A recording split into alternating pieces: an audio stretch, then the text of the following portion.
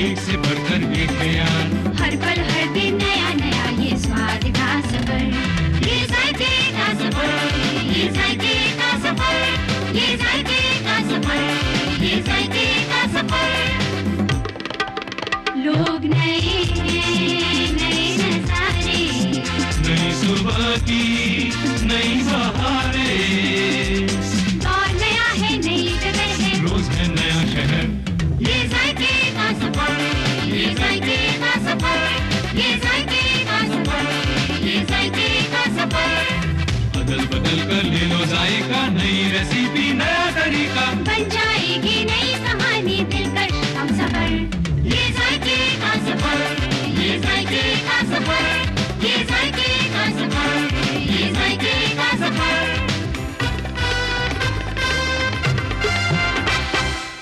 Hello and welcome to yet another sensational episode of जायके का सफर in Bandhavgarh.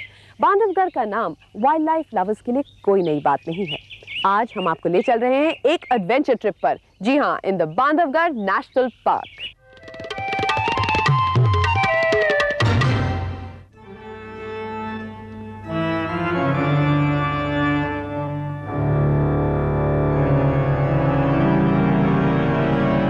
Bandhavgarh national park कई साल पहले भी एक प्रोटेक्टेड जोन था, जहां से रीवा राज के किंग्स का जन्मसिद्ध अधिकार था।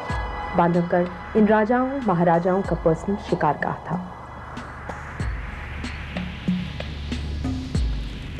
ये कहा जाता है कि महाराज वेंकट रमन सिंह ने अराउंड 111 टाइगर्स मारे थे, और ये भी सच है कि महाराज मार्तंड सिंह ने ही पहले व्हाइट टाइगर मोहन को इन जंगलों में कैप्चर किया था।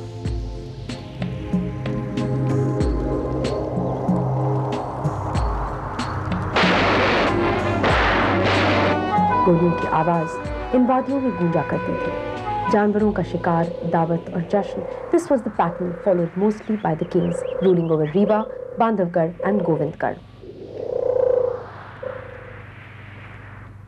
आसपास के गौंड आदिवासियों के हाके से लेकर नाच गाना, खाना पीना सभी रीवा राजाओं के शिकार में शामिल था।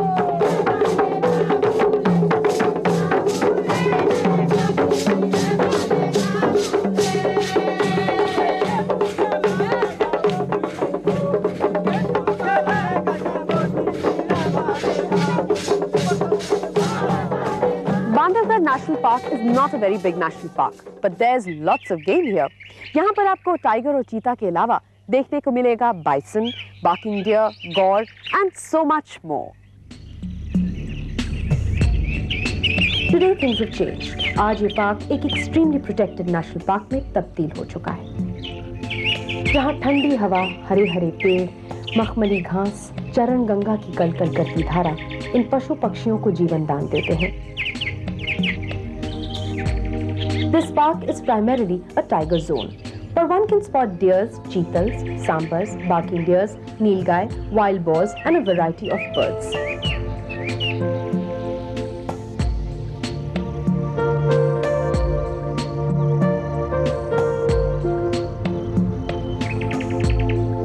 Tigers, cheetahs वगैरह अपनी टेरिटरीज मार्क कर देते हैं, जहां वे घूमते फिरते हैं, खाते पीते हैं और सामान्यतः रहते हैं। All these members of the cat family found in the Bandhavgarh National Park are very shy, but lately, because of the curious visitors, आज वे बेखटक इधर-उधर अटखेलियां करते नजर आते हैं।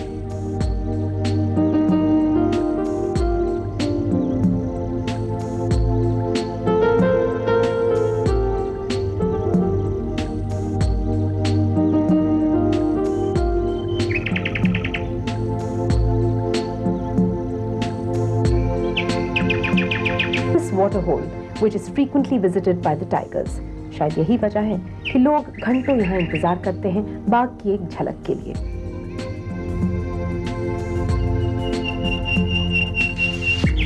(1947) में रीवा एमपी में मर्ज हुआ और 1968 में नेशनल पार्क एमपी के अधीन हुआ और वन विभाग के अंदर आ गया। The flora consists of bamboo and sal, और ये पार्क घिरा है बांधवगढ़ प्लेटो से। यहाँ के 2000 वर्षों पुराने बांधवगढ़ किले से लेकर ये prehistoric caves with very ancient Sanskrit inscriptions इस जगह की प्राचीनता को स्थापित करता है। One can easily call Bandhavgarh a judicious balance between flora and fauna, the historic and the contemporary, something that enthralls and captivates everyone by its exciting splendor.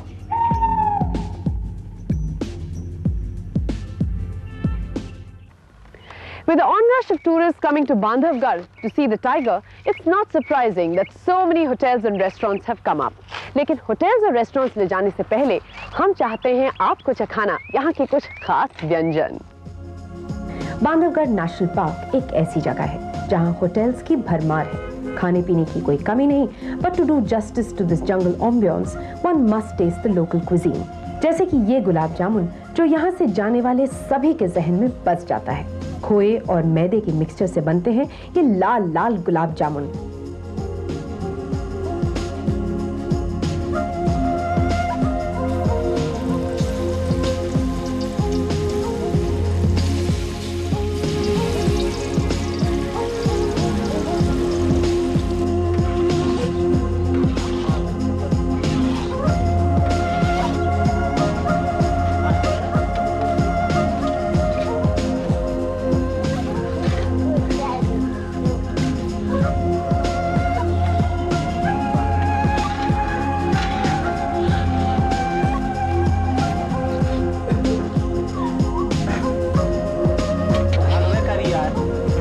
लाल गुलाब जामुन के साथ जब मलाईदार रबड़ी साथ होती है तो मीठा खाने वालों को तो स्वर्ग का अनुभव हो जाता है।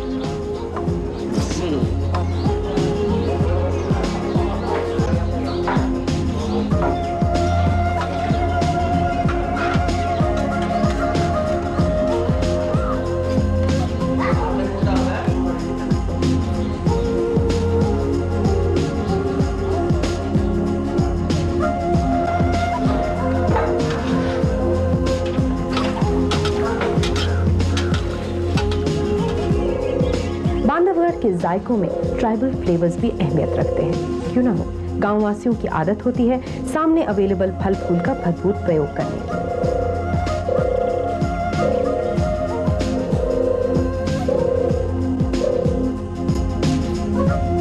पपीते प्रचुर मात्रा में यहाँ दिखाई देते हैं। जाहिर है इन लोगों ने इसमें भी कोई खास स्वाद ढूंढा होगा।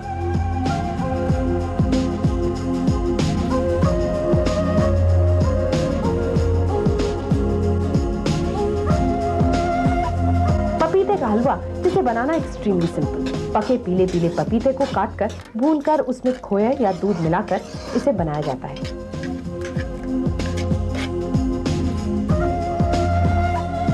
सादा स्वच्छ पपीते का हलवा।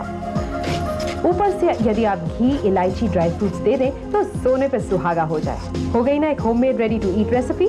जी हाँ, अ वंडरफुल स्वीट डिश।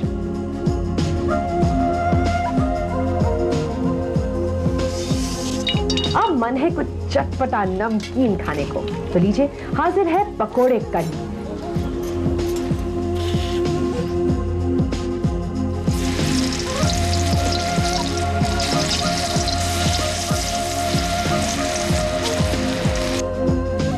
जो भी साग अवेलेबल हो उसमें बेसन, जीरा, नमक, मसाले मिलाकर पकोड़े तल लीजिए।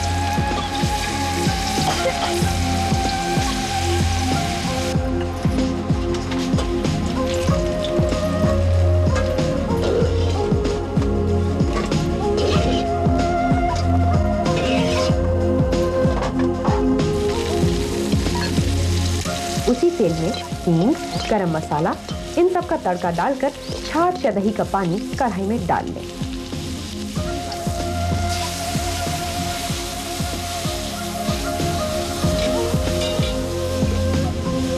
बचा हुआ बेसन, नमक, हल्दी भी इसमें मिक्स कर लें।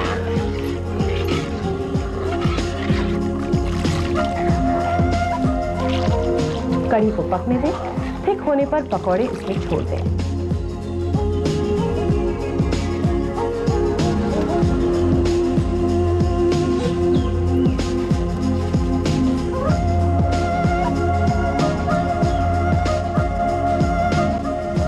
मिनटों में तैयार हो गई एक चटपटी घरेलू dish. Sweet and sour, a marvelous local combination in the midst of Bandhavgarh's wilderness.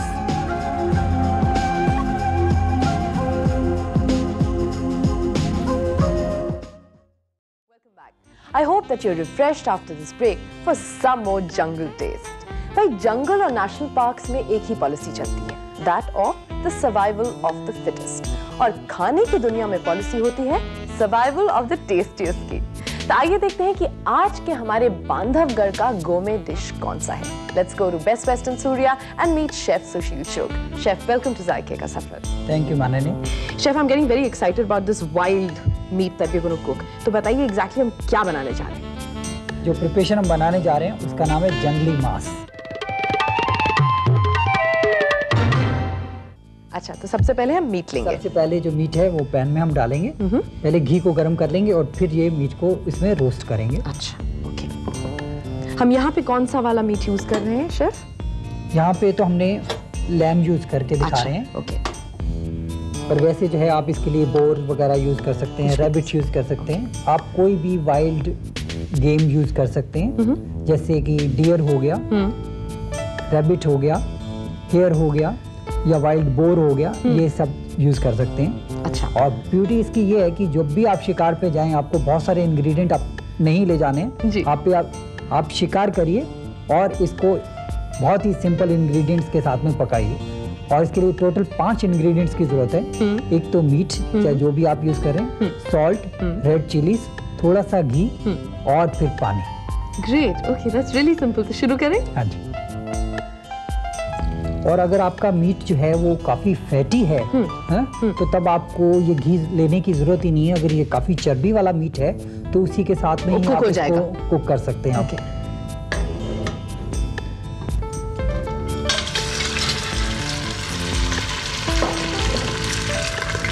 अब इसमें मीट को ब्राउन करेंगे घी के अंदर।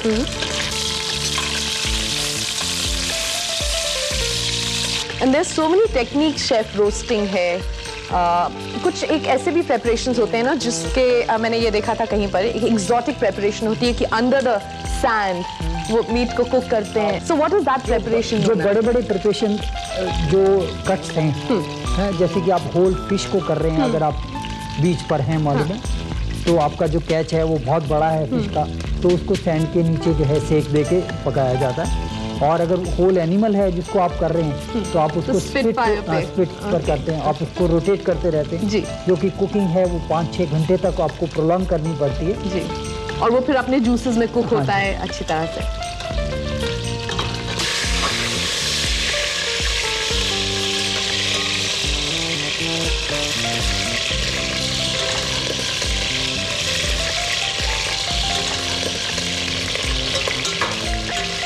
अच्छा शेफ, अगर हमें फ्रेश हर्ब्स मिल जाएं which we easily recognize, तो can we use that also?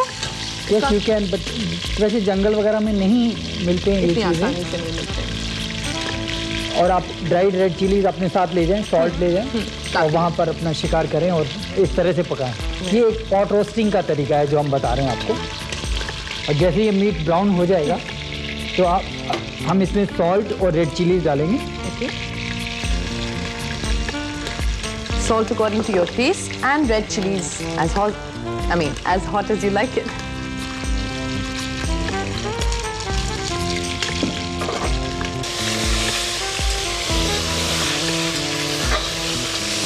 और उसको 1-2 मिनट के लिए सौते करने के बाद में उसमें हम पानी डाल देंगे।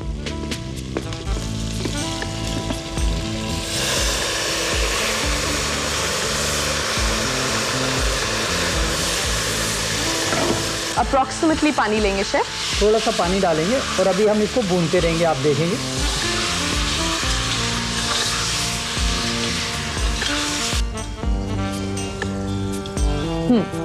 इसमें आपको एक ध्यान रखना है कि इसमें बॉईल नहीं आना चाहिए, पानी में बॉईल नहीं आना चाहिए। अच्छा, क्यों? और फ्राई भी नहीं होना चाहिए। जो हम कुकिंग कर रहे हैं वो पॉट रोस्टिंग है, उसमें आपको फायर को ऐसे रेगुलेट करना है और पानी की क्वांटिटी को ऐसे डालते जाना है कि जैसे ही पानी खत्म होएगा आपको और पानी डाल देना। अच्छा। ये मीट जो है खाली फ्राई नहीं होना चाहिए और ना ही ये पानी में बॉईल होना चाहिए। इसकी आपको हीट को भी रेगुलेट करना है और क्वांटिटी ऑफ वाटर जो आप डाल रहे हैं टाइम टू टाइम वो भी बड़ा टाइमिंग का हिसाब रखना है आपको। तो ये चीज आप जरूर याद रखिएगा कि it shouldn't boil and it shouldn't get fry. And पानी आप कंसिस्टेंटली जब डालेंगे तो देखिए कि बिल्कुल भी बॉयल नहीं पहुंचना चाहिए and you have to regulate the fire. आप इसको ऐसे हिलाते रहें और थोड़ी थोड़ी देर बाद इसमें थोड़ा थोड़ा पानी डालते रहें।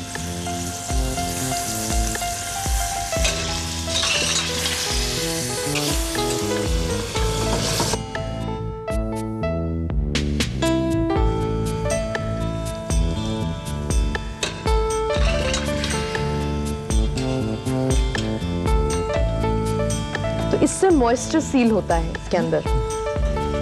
और ऐसे 3-4 बार पानी डालने के बाद में इसको कवर करके आप कुक करेंगे।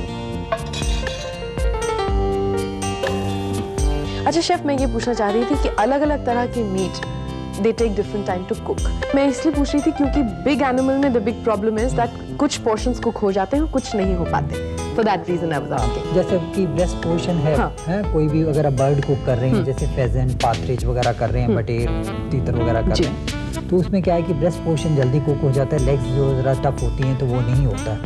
तो हम लोग क्या करते हैं कि जो ब्रेस्ट वाला पोर्शन है उसको हम लोग लार्ड से उसको हम लोग रैप कर देते हैं और उसके ऊपर जो है धागा बांध देते हैं कि उसको हीट कम मिले as compare to the legs portion. अब हम इसको चेक करते हैं।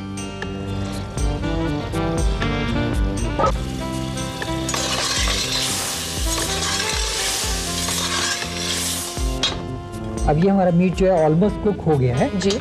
इसको अब हम रिड्यूस करेंगे कि जो इसके अंदर मॉइस्चर है वो बिल्कुल खत्म हो जाए। अच्छा, अब हम फायर को तेज कर सकते हैं और इसको रिड्यूस कर देंगे।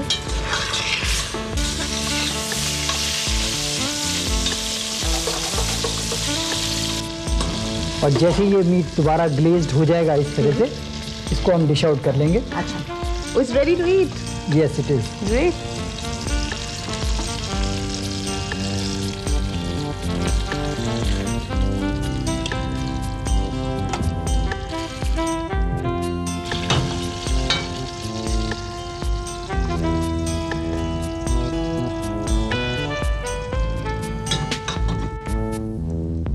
Here it is. Thank you. तो ये तैयार हो गया आपका जंगली गोश्त। To make jangli mas, you need meat, red chilies, salt, ghee and water. Put ghee in a pan and fry meat pieces till they turn brown. Add salt and red chilies, saute the pieces for some time, add water and cook the mixture. Cover the pan till the meat softens and gravy reduces. Jangli mas is ready to serve. When we talk of a restaurant in Bandhavgarh, which would be better than the White Tiger Forest Lodge?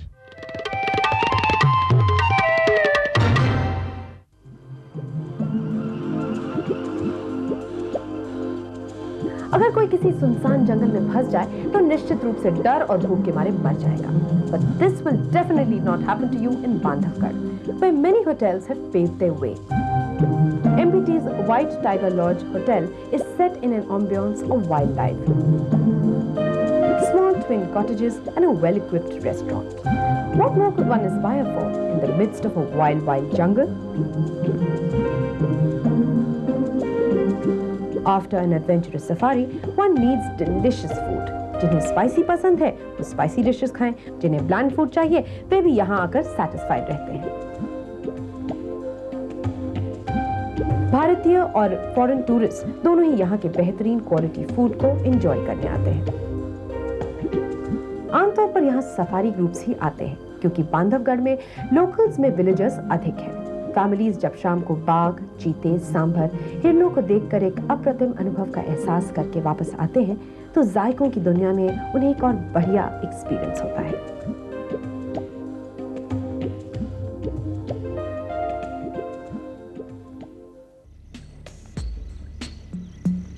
Rewa, Bandhavgarh और गोविंदगढ़ का एक अटूट जन्मांतर का संबंध है।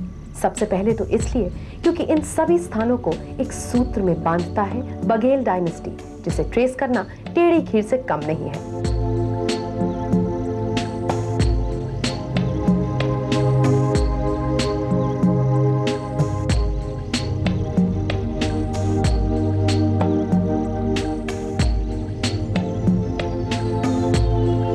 The most important important element which is common in all these places is one momentous incident of the year 1951, when the Baghel king Maharaj Martand Singh had captured the world's first white tiger, जिसका नाम रखा गया मोहन।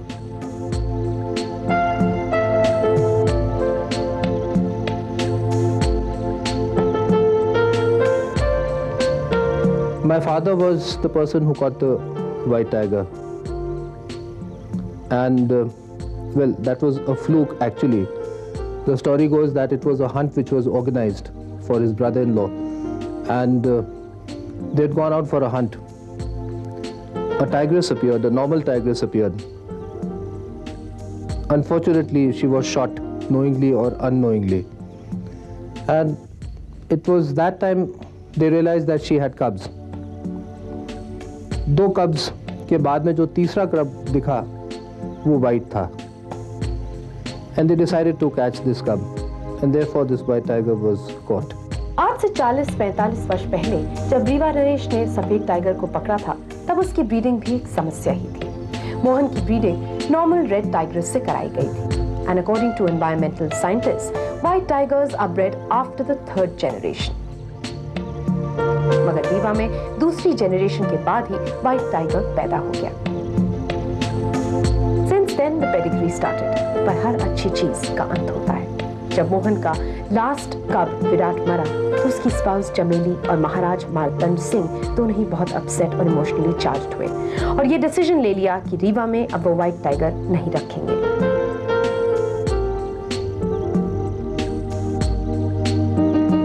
संपूर्ण विश्व में मोहन की संतान बिखरी हुई है, और यह आशा की जा रही है कि सरकार की सहायता से सफेद टाइगर्स की ब्रीडिंग रीवा में एक बार फिर से शुरू की जाएगी।